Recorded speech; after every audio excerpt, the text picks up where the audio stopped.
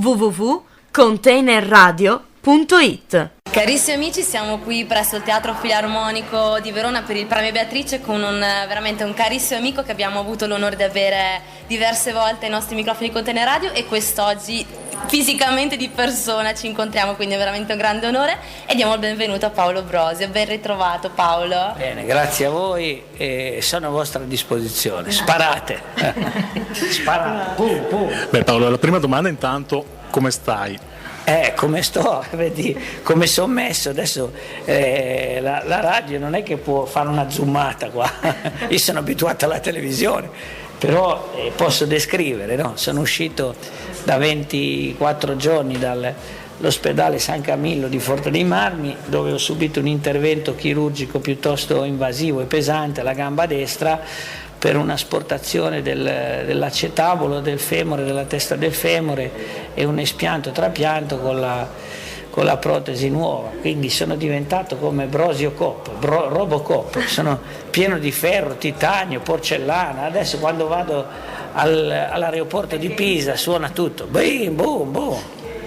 Però è stata dura, comunque. Ora io scherzo, ma insomma. Immagino. Adesso c'è tutta la riabilitazione, però la vediamo in forma veramente.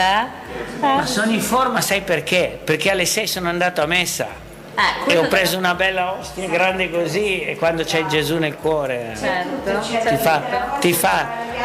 ti fa passare le tribolazioni con la sua grazia, quindi il gioco è più leggero, quando c'è Gesù nel cuore. Io sono tanto contento, soprattutto la messa preceduta dalla confessione, quando riesci a confessarti con calma, preghi prima della messa, perché la Madonna dice a Medjugorje nei messaggi dell'81, quelli che sono molto importanti perché fa la scuola ai veggenti, gli dice che non si può andare a messa se inizia alle 6 meno un minuto, devi andare prima, confessarti se non ti sei confessato e pregare, cioè invocare lo Spirito Santo, riaffermare l'identità cristiana come col credo, anche quello più semplice apostolico, e invocare lo Spirito Santo, in modo che quando inizia la messa tu sei ricettivo ai messaggi di Dio, capito? Certo, beh, appunto come dicevo all'inizio nella presentazione, siamo qui al Premio Beatrice e quindi sei stato invitato premiato per il premio Il Mattone del Cuore, e quindi ti chiedo, Paolo, se puoi dire ai nostri amici ascoltatori, anche dopo alle persone quindi che ci saranno in platea, che messaggio vuoi lasciare alle persone? Ma cosa vuoi? Io sono indegno di fare ciò che faccio perché ho ricevuto solo la grazia di Dio, quello è una cosa grande, cioè, ho scoperto Dio a tarda età, prima ero un po' un disgraziato, insomma, ne combinavo un po' di tutti i colori, però poi dopo ho avuto varie vicissitudini e le difficoltà, le sofferenze della vita mi hanno avvicinato alla fede cristiana. Prima io c'avevo mia mamma, poverina, ha pregato 34 anni perché non andavo mai a messa, non è che ero contro Dio, ma non mi importava niente, io avevo la mia carriera televisiva, poi giocavo bene a tennis, a calcio, quindi avevo le mie soddisfazioni nel mondo, quindi per me andare a messa era una scocciatura, diciamo la verità. Oggi ho scoperto dei valori che nel momento della difficoltà della vita, dopo aver provato tante cose anche brutte, però poi dopo, quando ho aperto il cuore a Dio, ho sentito una grazia che mi ha aiutato tanto, e sai, quando c'è una persona che ti aiuta, che ti salva, e poi tu sei riconoscente. Cioè, il mio approccio con la fede non è molto teologico, però è pratico. Cioè, io ho visto che nel male la preghiera ha un valore immenso, cioè è un'arma potente contro il male. Io pensavo la preghiera fosse aria fritta, filosofia, non mi interessava, anche i Vangeli, la vita di Gesù. Certo, da piccolo ho fatto il catechismo, facevo il chierichetto, ma poi a 14-15 anni, quando ho cominciato i primi baci alle ragazze e poi i primi successi nel giornalismo, il calcio, il tennis, ero bravo a fare gli sport, infatti si vede, guarda come sono ridotto, sono tutto rotto, però ho scoperto la fede, che è una cosa immensa. Ora io ho una gioia infinita con niente. Prima dovevo sempre avere qualcosa, dovevo andare in vacanza sulla barca, il Billionaire, il Twiga, le cose. Oggi mi accontento di di una passeggiata nel bosco, pregare, cioè sono cose che non ci pensavo, ecco. Francamente non ci pensavo, è stata una gioia immensa per me. Parliamo un po' dell'ospedale di Medjugorje, sappiamo che è nato in parte anche qui a Verona e qualche giorno fa in conferenza stampa hai ricordato che proprio in questi giorni è venuto a mancare purtroppo proprio la persona che mi doveva aiutare. Anche questa è una sofferenza, ma vedi, il dolore chiude una porta e apre 100 portoni. Quest'uomo, Vittorio Pagani, che è un manager di Banca Friuladria, quindi Crédit Agricole importante, in realtà era il nipote discendente diretto di Suor Pura Pagani, che qui è una donna, una suora pazzesca, straordinaria, che è morta nel 2001, il vescovo di Verona ha già aperto il processo di canonizzazione e lei in punto di morte ha detto a Vittorio, tu devi fare questo ospedale, che la Madonna vuole l'ospedale a Medjugorje, perché arriverà un momento in cui ci sarà una moltiplicazione di grazie. Perché questi primi segreti, i 10 segreti di Medjugorje che si collegano ai primi 3 di Fatima, i primi 3, cioè che sarebbero il 3 di Fatima, il primo di Medjugorje sarebbe il quarto perché sono legati, quindi o il quarto, o il quinto o il sesto, o il primo, secondo e terzo sono dei segni che fanno capire che Dio c'è e quindi ci saranno una moltiplicazione di guarigioni, cioè tutti i malati che andranno lì in quel momento guariranno. Quindi per andare tanti malati ci vuole anche un ospedale che li accolga, perché la guarigione poi avverrà in seguito, non appena scendano dal pullman. Quindi ci vorrà questo ospedale per tutti, per i musulmani, per i bosniaci, per i croati cattolici, per i serbi ortodossi, capisci? Sarà una cosa epocale. Io questa cosa la sento già prima.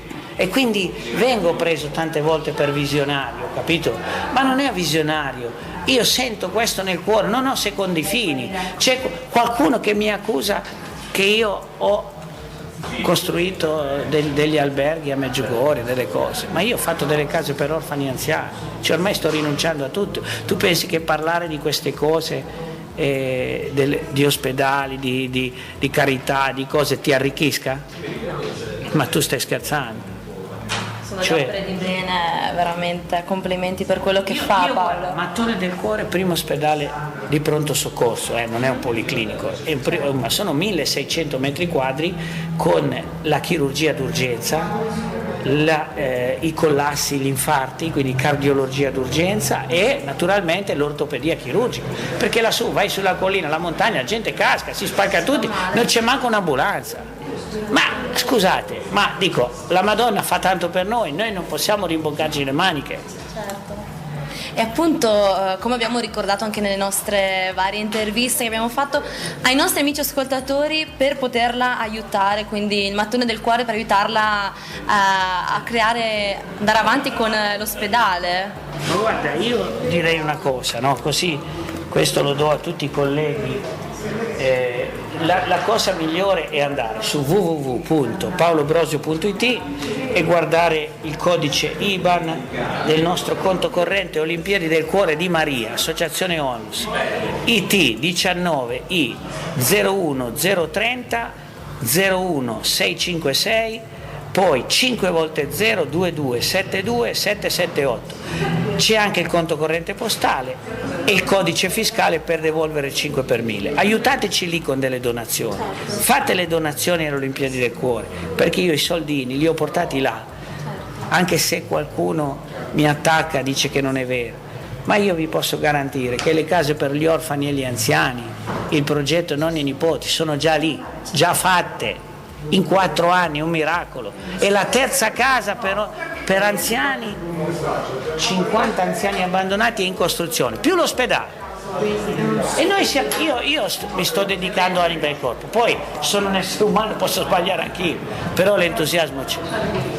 Certo, e complimenti, quindi invitiamo tutti i nostri amici ascoltatori ad aiutarla per queste opere buone. E un'ultima cosa, sta lavorando magari a un nuovo libro?